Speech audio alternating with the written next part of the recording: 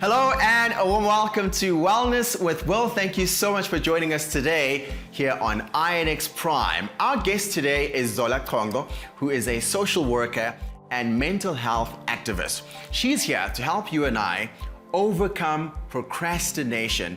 Every year, without fail, many people around the world set what we call or commonly refer to as New Year's resolutions. But when the year starts, we fall off the proverbial wagon. Some people 3 weeks in, some people 3 months in, which means there's a level of commitment that they had put in place, right? The will is there, so to speak.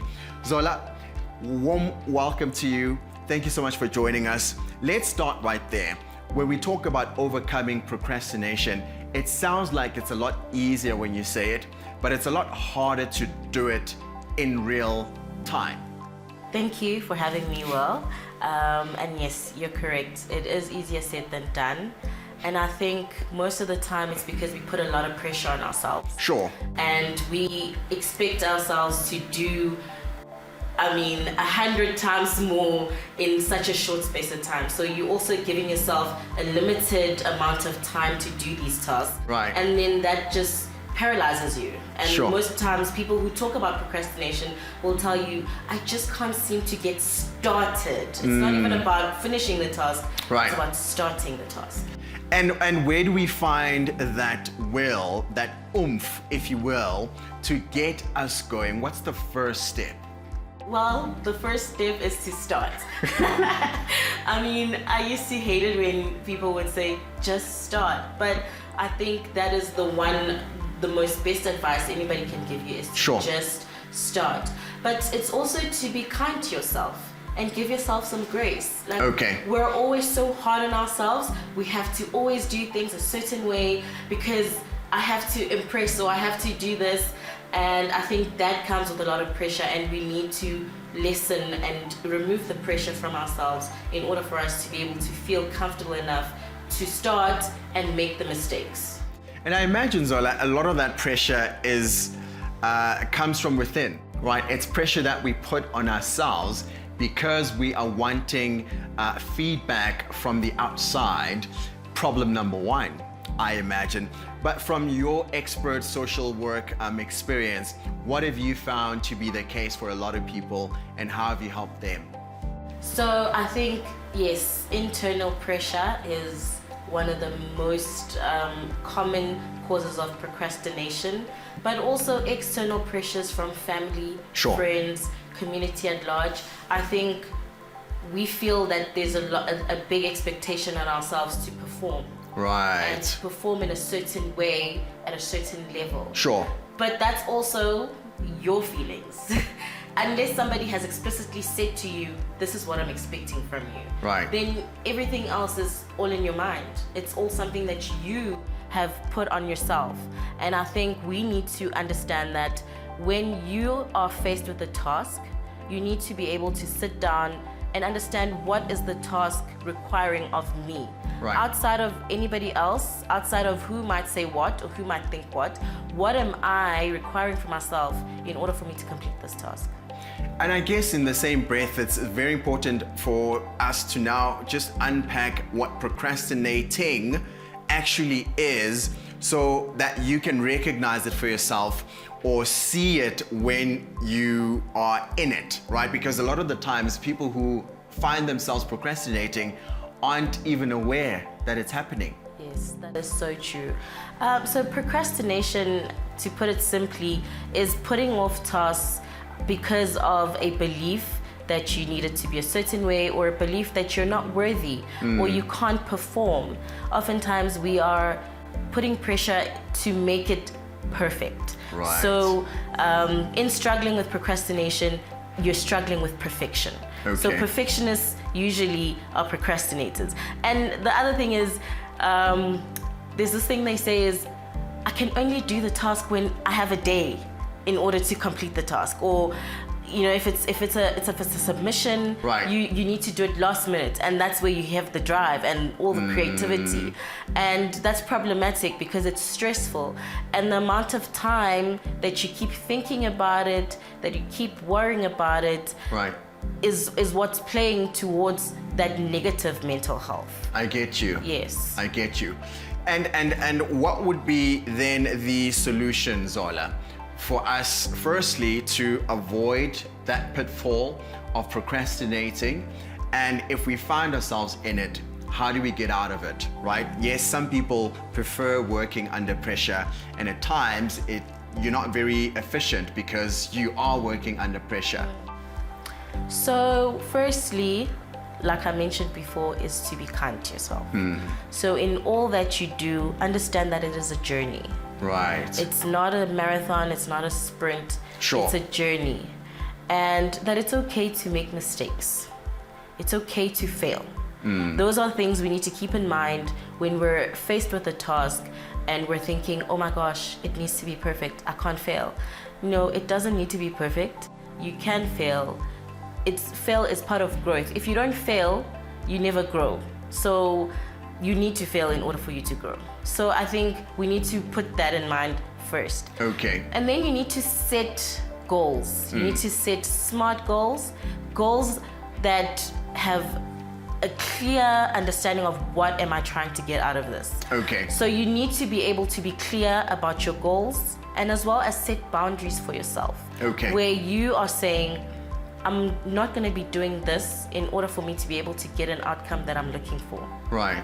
So it's about you being intentional about the things that you're doing, where you are thinking about what you're about to do, planning for it, and in that way you're able to then mitigate any issues that come. Because when you wait for the last minute, if there are issues, you can't really mitigate those issues. You have to deal with what you get. Right. But had you started weeks before, you would have been able to have enough time to then deal with the issues that arise. So Sure. I think procrastination is so tricky to deal with when you have someone who's functioned with it for a long time. Right.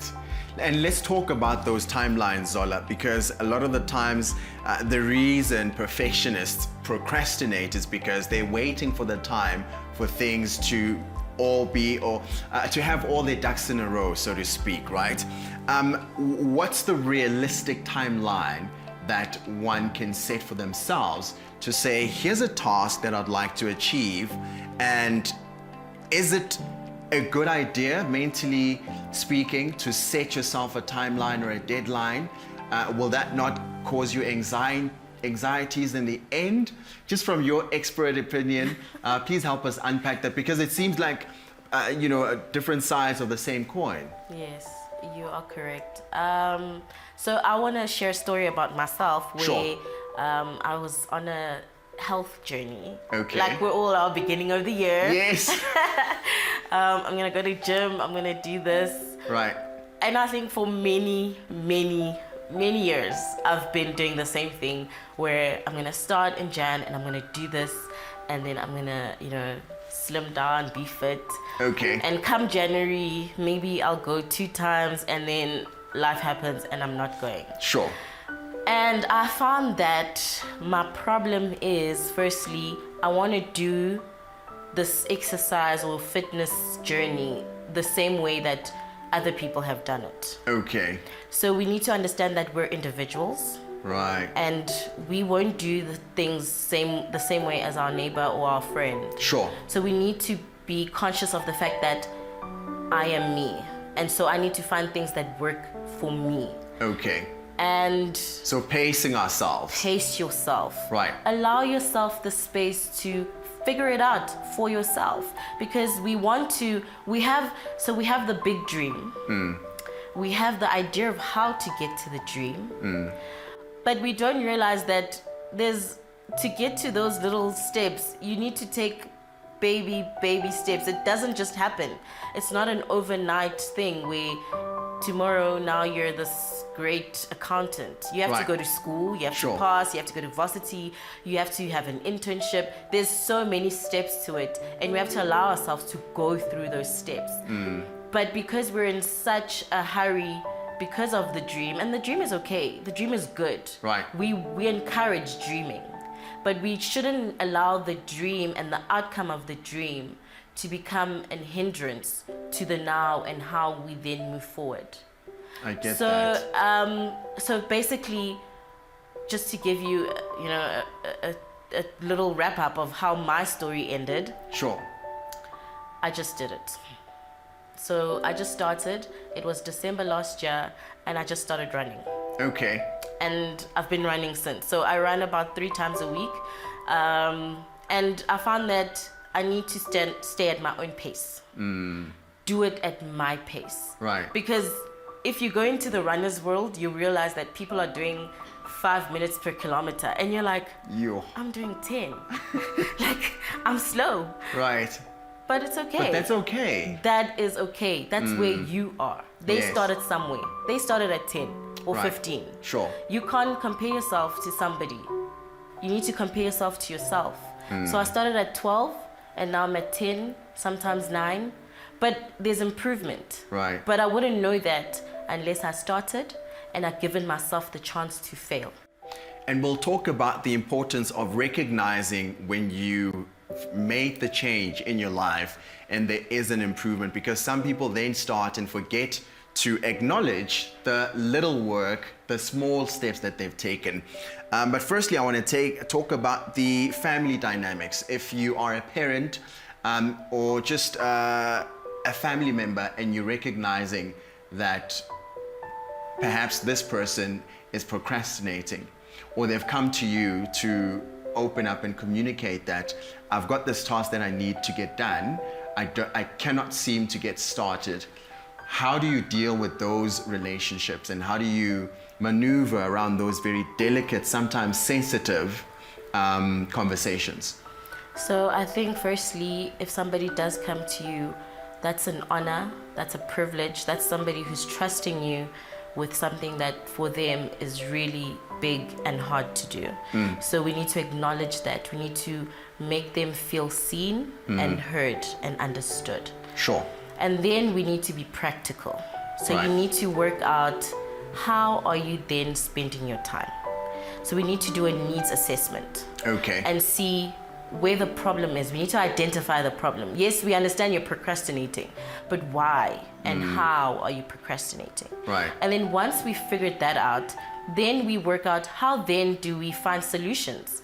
How Okay. then do we use your time in such a way that you are productive at the end of the day?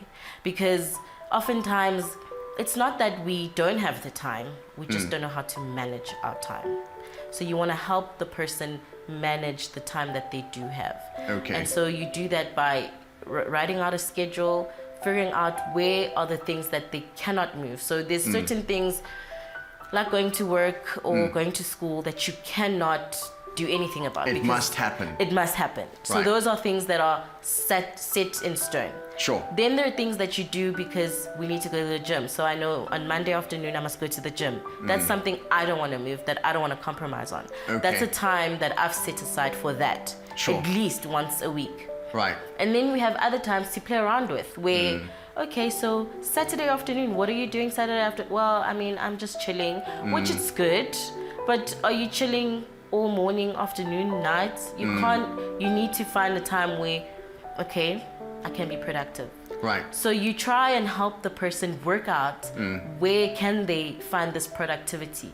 And then you do it bit by bit. So now that I found out that Saturday afternoon is free, you can't expect me to sit 3 hours Saturday afternoon doing my work. Sure, You know, sure. we need to start small. So 20 minutes. And that's another thing about procrastination is by the time I come to you, I'm already stretched. Like my deadline is in a week. I don't have time to start small. Sure. But you have to give yourself that, because you can't do big. We've seen that you can't do big. You have to work towards it. So you need to be patient. I get that. And would then that same ideology apply in a work environment?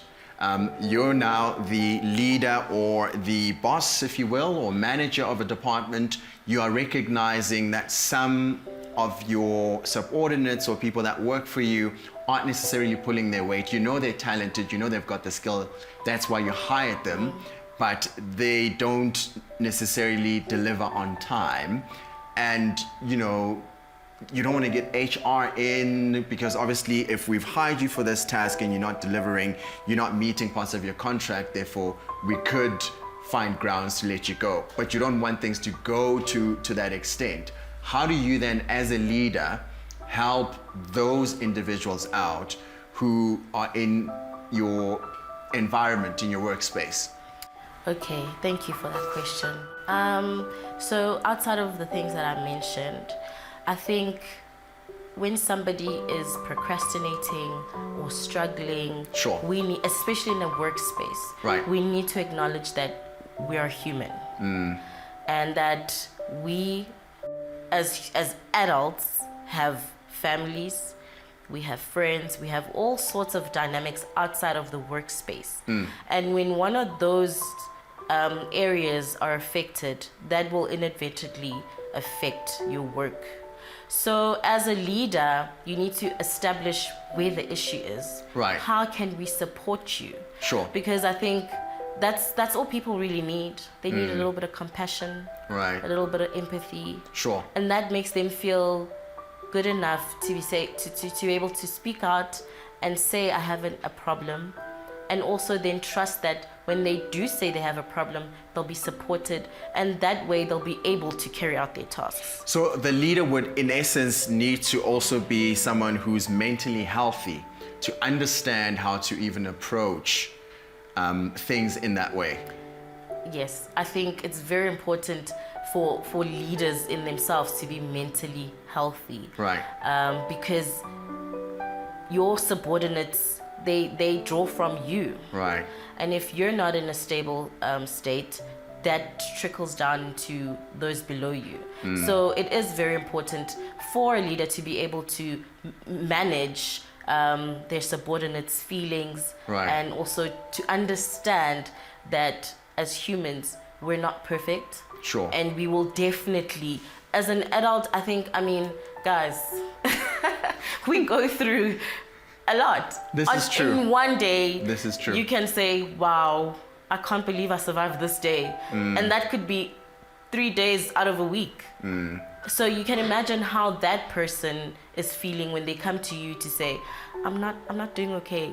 Then you need to have a little bit of, and I think a lot of people just struggle to come forward at work because of the fear that, oh, you're struggling, therefore you can't do your job. Well, we can't help you, we can't use you, you know. Right. So it is very important for leaders to have compassion, to have understanding, because that will 100% of the time deal with the procrastination.